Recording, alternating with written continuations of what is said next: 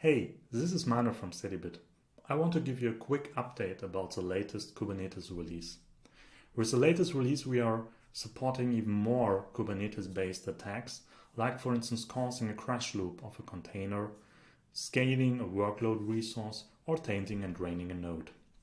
And in order to support these, we have also added some new target discovery capabilities to automatically discover your Kubernetes pods, nodes, daemon sets, and stateful sets.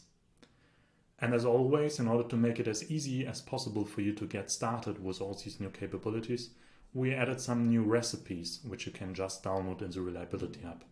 For instance, we have a recipe covering to check whether draining a node leads to user noticeable errors, or to harden your observability by checking whether your monitors are able to detect a crash loop of a container. Just go to the Reliability Hub, to the Recipes tab, and download the recipes that are of interest for you and import them into Steadybit and execute them. Really looking forward to your feedback. Take care.